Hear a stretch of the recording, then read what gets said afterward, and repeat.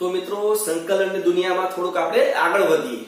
તો જો આજે તમે નેક્સ્ટ એક્ઝામ્પલ જોઈએ તો 39નો example integration sec4x * 10x dx. હવે આ જે sec4 છે એમાંથી એક sec હું છૂટો પાડું છું. કેમ તમે જુઓ તો એક sec છૂટો પાડો તો sec3x * secx 10x. હવે sec3 છે એમાં sec નું વિકલન શું થાય તો કે secx * 10x વિકલન બાજુમાં sec થઈ ગયું. આ બધા જે દાખલાઓ છે તમે જેમ જેમ પ્રેક્ટિસ કરશો ને તો જ તમને અંદાજ આવશે કે આમાં હવે શું કરવું. ડાયરેક્ટ આમાં કોઈ રીત બેઠી નથી, પણ આમાં તમે દાખલાઓનો પ્રેક્ટિસ કરશો તો જ તમને ખ્યાલ આવશે. જેમ જેમ નવા દાખલાઓ તમે લીધા રાખશો અને પ્રેક્ટિસ કરતા રહેશો તો જ તમને ખ્યાલ આવશે. ઓકે, તો sec નું વિકલન બાજુમાં sec છે તો આમાં ઘાત જે છે 3 એમાં એકનો વધારો અને એ વધારો છેદમાં +c. અહીંયા next integration 1/√x + 1 + √x + 1 dx. મિત્રો અહીંયા આ રીત છે એક, તમે બ્લેન્ક પેજ ઉપર લખો. પહેલા જો આપેલ વિધેયમાં છેદમાં બે ઘાતાંકીય પદોનો સરવાળો કે બાદબાકી હોય, બે ઘાતાંકીય પદોનો સરવાળો કે બાદબાકી હોય, એની ઘાત કોન્સ્ટન્ટ હોવી જોઈએ. હા, તો તેની ઘાત જે આપી હોય એ બંને ઘાતનો લસા લઈ જે આવે પદ એના બરાબર t આદેશ લેવો. હું ફરી બોલું, જો આપેલ વિધેયમાં છેદમાં બે ઘાતાંકીય પદનો સરવાળો કે બાદબાકી હોય તો તેની જે અચળ ઘાત છે એની જે ઘાત છે એ ઘાતનો લસા લઈ અને જે પદ આવે એના બરાબર t આદેશ લેવો.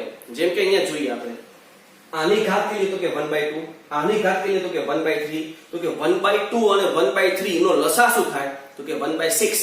આધાર તો સરખો જ છે, બંનેના આધાર સરખા હોવા જોઈએ, આ ખાસ ધ્યાન રાખજો.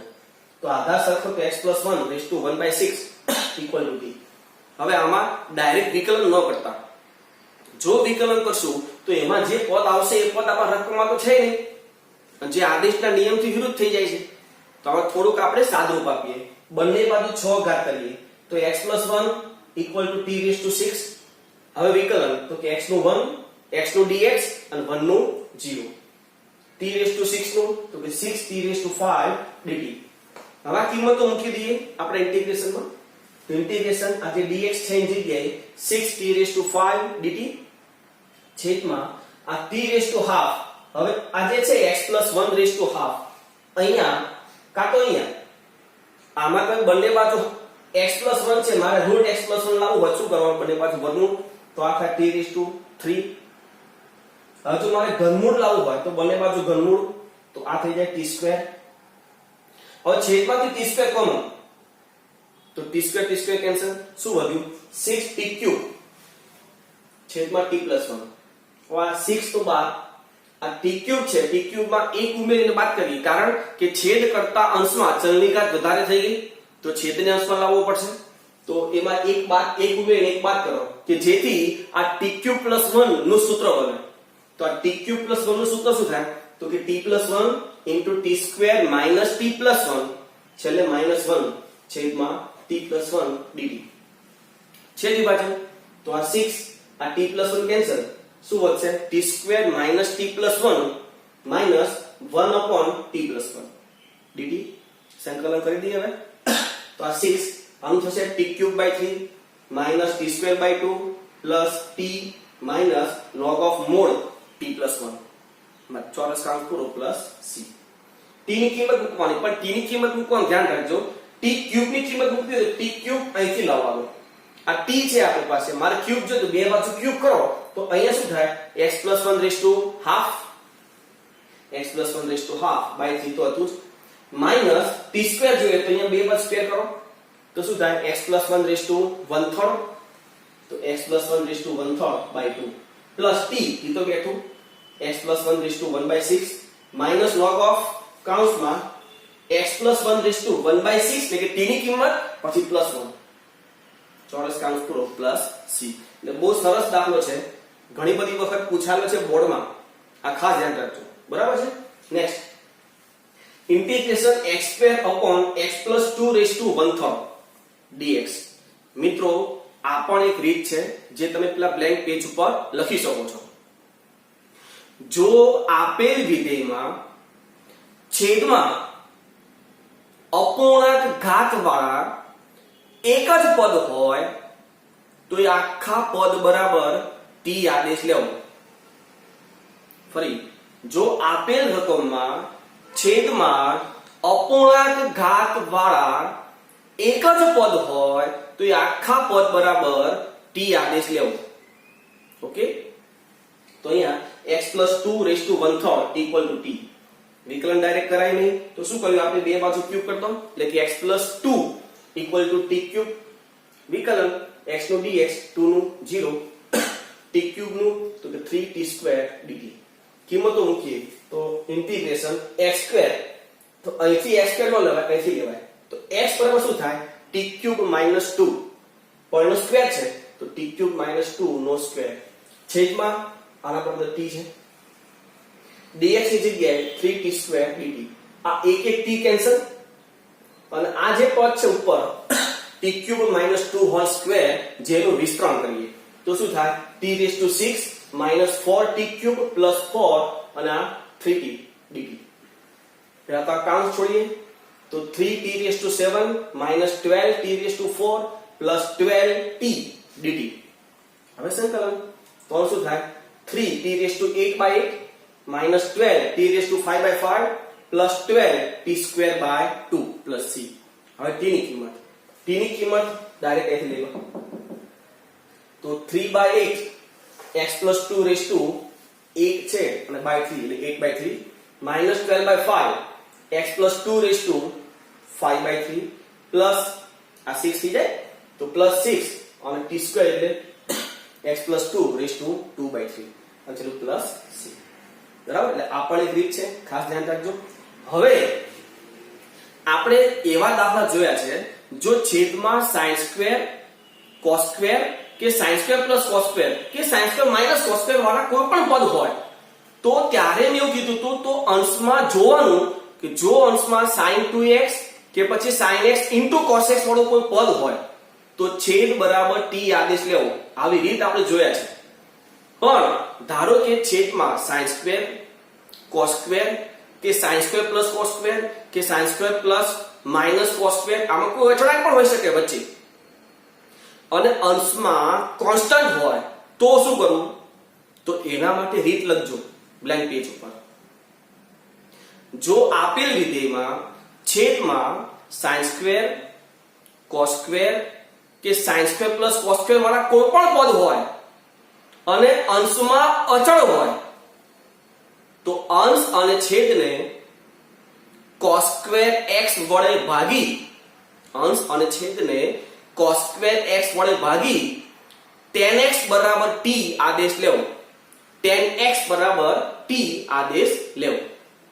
હવે એવા દાખલા જોઈએ. જો તો integration dx / a² cos²x + b² sin²x. અહીંયા a² cos² વાળા પદ છે, ઉપર કોન્સ્ટન્ટ એટલે 1 છે એટલે કોન્સ્ટન્ટ જ કહેવાય.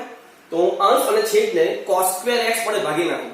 જોજો ઉપર 1 છે, 1 ને cos²x વડે ભાગું તો શું થાય, sec²x dx તો છે જ, આ a² અને b², આ શું થાય tan²x થઈ ગયું. આ જોજો અહીંયા છેદમાં કોઈ જગ્યાએ sec²x નું પદ ન હોવું જોઈએ. જો sec²x છેદમાં હોય, આગળ આવશે આપણે જોઈશું, પણ જો છેદમાં sec²x હોય તો ત્યાં નિત્યસર મૂકી દો 1 + tan²x વાળું. પણ અહીંયા નથી તો હવે tan x = t આદેશ, tan x = t તો sec²x dx = dt. sec²x dx set થઈ ગયું. તો શું થાય આગળ, integration dt / a² + b² t², મતલબમાં ઇન્ટિગ્રેશન dt / a² + bt નો સ્ક્વેર. આ તો સ્વરૂપ છે a² + x² વાળું 1/a² + x². પહેલા t નો સહગુણક તો 1/b. હવે સૂત્ર પ્રમાણે તો 1/a * tan 1 bt/, t ની કિંમત મૂકી દો tan x છેલ્લે પ્લસ c. સમજાય દાખલો મિત્રો? હજી આગળ દાખલા આવા ઘણા બધા છે, જોઈએ છે. તો ઇન્ટિગ્રેશન dx / 3 + 2 sin²x. છેદમાં sin² વાળું પદ છે, ઉપર કોન્સ્ટન્ટ છે, cos²x વડે ભાગી નાખો તો ઉપર થશે, ઉપર 1 તો હોય જ ને, હા, તો sec²x dx છેદમાં 3 sec²x - 2 tan²x. છેદમાં sec²x દેખાય છે, હા, તો છેદમાંથી sec square x આપણે હટાવવું પડશે. એની જગ્યાએ શું લખાય 1 plus tan square x. પણ આગળ 3 છે તો 3 plus 3 tan square x છે બાજુમાં -2 tan square x તો હતું જ.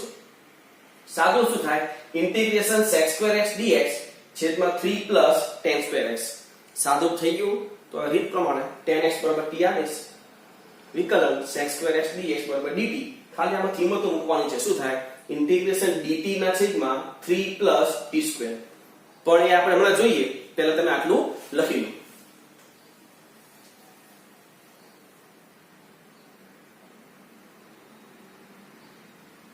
જોઈએ આગળ. તો જો આગળ ત્યાં ખાલી t ની કિંમત મૂકવાની છે બરાબર ને. તો t ની કિંમત મૂકીએ તો શું થાય જો dt ના છેદમાં આ 3 ની જગ્યાએ √3 નો સ્ક્વેર લખાય અને આ પ્લસ t એનો સ્ક્વેર છે. આ તો શરૂ થઈ બેઠું 1/x² + k² વાળું. તો 1/√3 1 એ હતું ને into tan inverse t/√3 + c. t ની કિંમત tan x + c. તો શું થાય 1/√3 tan ઇન્વર્સ tan x ના છેદમાં √3 + c. હજી આવા દાખલા જોઈએ જો sin x ના છેદમાં sin 3x. હવે આમાં શું કરવું? આમાં તો કોઈ રીત સેટ થતી નથી. થાય છે કોઈ રીત? વિચારો મેં તમને કીધું હતું કે જો ત્રિકોણમિતિય વિધેયમાં ખૂણા અલગ અલગ હોય તો ખૂણા સરખા સૌથી પહેલા કરવા. આવું કીધું હતું. તો અહીંયા કરીએ આપણે છેદમાં sin 3x છે. તો sin 3x નું સૂત્ર 3sin x - 4 sin cube x. થઈ ગયું. હવે જો ઉપર એક sin છે નીચે sin કોમન મળે છે તો કાઢી નાખો અને કેન્સલ કરી નાખો. તો શું થાય ઇન્ટિગ્રેશન 1/3 - 4 sin square x. એક sin x નીકળી ગયું અને dx છેદમાં sin square દેખાય છે. ઉપર કોન્સ્ટન્ટ છે. શું કરીએ cos square x વડે ભાગી નાખો. તો ઇન્ટિગ્રેશન sec square x ના છેદમાં 3 sec square x - 4 tan square x. આ જે sec square x છે એને હટાવવું પડે. કઈ રીતે નિત્યસમથી? તો કે 1 plus tan square x ની રીતે. તો શું થાય જો ઇન્ટિગ્રેશન અંશ m9 sec square x dx આને ફેરવીએ તો કે 3 plus 3 tan square x minus 4 tan square x. આ બાદબાકી થઈ જાય તો integration sec square x dx છેદમાં 3 minus tan square x. tan x બરાબર t વિકલન sec square x dx બરાબર dt. કિંમતો મૂકી દઈએ આમાં તો શું થાય જો dt ના છેદમાં જે 3 છે એ 3 ની જગ્યાએ √3 નો સ્ક્વેર અને માઈનસ tan x ની જગ્યા ઉપર t એટલે કે માઈનસ t². તો ઇન્ટિગ્રેશન dt ના છેદમાં √3 નો સ્ક્વેર માઈનસ t². આ સ્વરૂપ કયું છે? તો કે ઇન્ટિગ્રેશન 1/a² માઈનસ x² એટલે કે 1/2a આવવાનું. તો 1/2 a એટલે √3 છે. હવે જો ચલ કયો? તો કે t. આગળ છે કે પાછળ? તો કે પાછળ. તો ઉપર સરવાળો નીચે બાદબાકી. તો log of mod t plus √3 છેદમાં t minus √3 plus c. t ની કિંમત મૂકી દો 1/2 √3 log of mod tan x plus √3 છેદમાં tan x minus √3. તો મિત્રો ઘણા બધા દાખલા આપણે જોયા ને છેદમાં sin square cos square વાળા ઉપર કોન્સ્ટન્ટ હોય તેવા. તો આવા ત્રણેય દાખલા હું તમને જાતે કરવા માટે આપી રહ્યો છું. આ તો ડાયરેક્ટ દેખાય છે cos square ભાગી નાખો એમાં અહીંયા sec square આવશે. તો એ sec square જગ્યાએ શું કરી દેવાનું 1 plus tan square. અહીંયા આ જે cos 2x છે આનો ખૂણો x છે ને આનો ખૂણો 2x છે. ખૂણા સરખા કરવા પડે.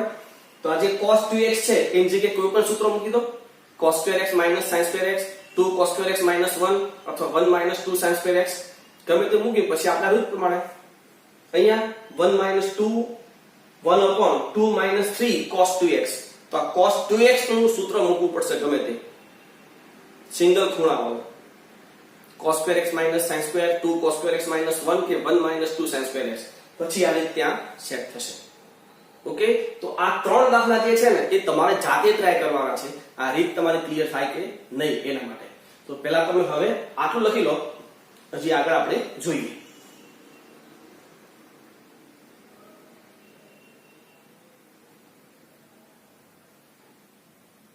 આગળ વધીએ.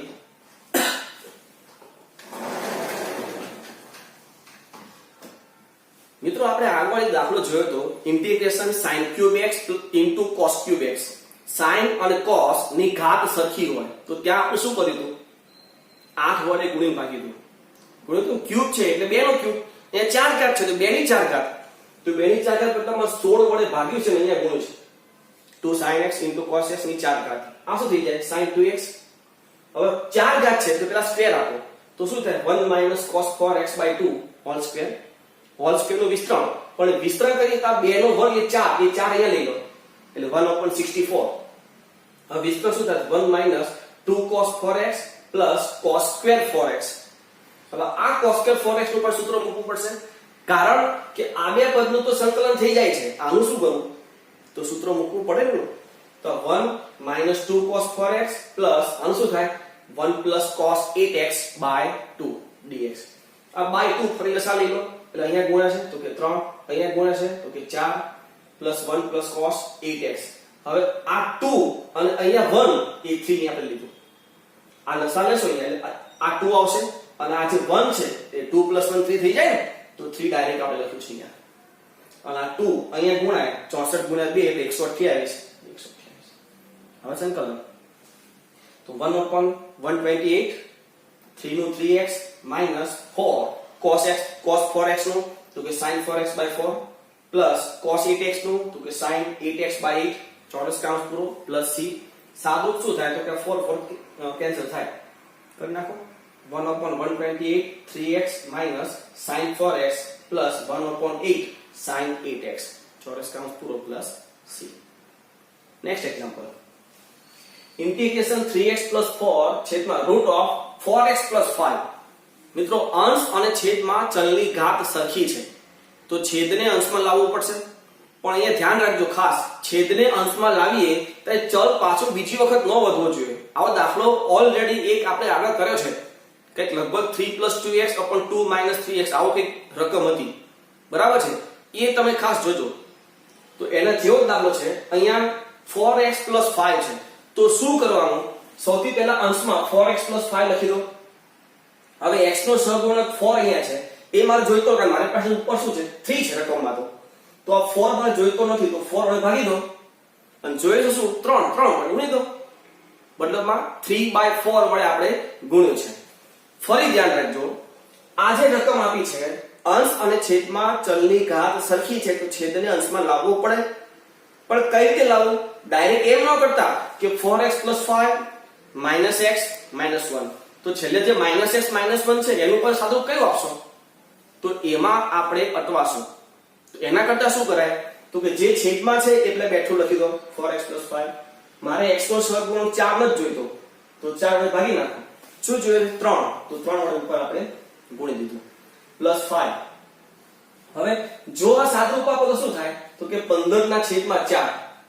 15/4 હવે આપણે તો જોઈએ છે +4 તો 15/4 એમાં તમે ધારો કે અહીંયા 1/4 લખ્યું તો 1/4 ઉમેરો તો શું થાય અથવા 4 આપણે 4 જોઈએ તો 4 માંથી 15/4 બાદ કરો તો કે 1/4 આપણે અહીંયા ઉમેરવું પડશે બરાબર એ સાદું જોજો જો આ ખ્યાલ ન આવતો હોય તો તમે એવું કરી શકો છો આ તો સાદું 3x થઈ ગયું આ શું છે 15/4 તો 15/4 અહીંયા બાદ કરી નાખો અને પછી અહીંયા જે જોઈએ તે ઉમેરી દો આપણે આગળ કર્યું છે બરાબર છે છેદમાં તો √4x + 5 છે હવે અલગ અલગ ઇન્ટિગ્રેશન આપી દઈએ તો આ 3/4 ઇન્ટિગ્રેશન 4x + 5 છેદમાં √4x + 5 dx પ્લસ પેલું 1/4 અને 1/√4x + 5 અહીંયા એક રૂટ કેન્સલ થશે આ એમના એમ છે આ તો સૂત્ર છે સુરેખની ઘાત હોય તો ઘાતમાં એકનો વધારો અને વધારો છેદમાં એટલે √3/2 આ 3/2 x નો સહગુણક 4 આ ખાસ ભૂલાય નહીં પ્લસ 1/4 આ 1/√, સુરેખ એટલે 2 રૂટ તો 2 રૂટ અને છેદમાં x નો સહગુણક 4 હવે સિમ્પલ સાદું જો તો આ 3 કેન્સલ આ 2 કેન્સલ અહીંયા 2 વધશે આ 2 અને 4 એટલે 1/8 4x + 5 √3/2 પ્લસ આ 2 કેન્સલ એટલે અહીંયા 2 વધશે એટલે 4 છે આગળ એટલે પ્લસ 1/8 √4x + 5 એટલે પ્લસ c એટલે મિત્રો આવો દાખલો આપણે આગળ જોયો છે અને બહુ સારો દાખલો છે પણ સાદુરૂપમાં ભૂલ ન થાય એ ખાસ જોજો બરાબર છે તો તમે હવે આ લખી લો